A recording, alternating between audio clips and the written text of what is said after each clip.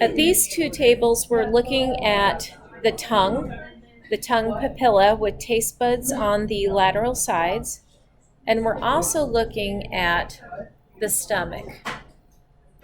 Now, on another video, I'm going to show you the mucosa of the small intestine and large intestine and compare that to the stomach. So we'll come to the stomach after I cover the tongue.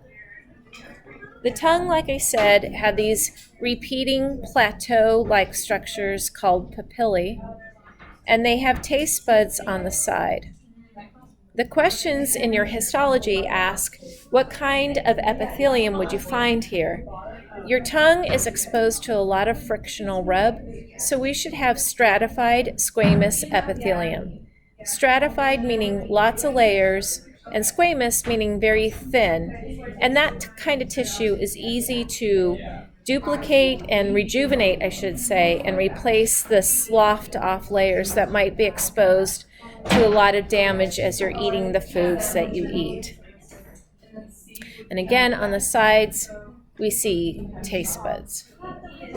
Now to come over here and look at our stomach epithelium, if you look at your histology, a stomach epithelium, what I want you to notice here is that these finger-like projections all have basically the same ceiling. You could pretty much draw a straight line across them.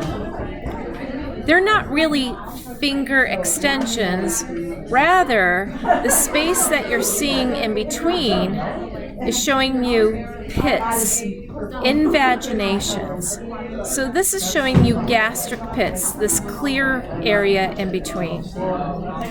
Along these gastric pits, we see mucus cells, but we also see chief cells and parietal cells. Chief cells release pepsinogen. Pepsinogen is a digestive enzyme that has to be activated. It's called a zymogen. And the parietal cells release hydrochloric acid and intrinsic factor. Hydrochloric acid denatures proteins, in particular, not just the ones you eat, but the protein pepsinogen. And it turns it into pepsin so that you can now hydrolyze your proteins. Intrinsic factor is released by parietal cells and helps the small intestine mucosa to absorb vitamin B12 so that you do not get a specific type of anemia called megaloblastic anemia or pernicious anemia.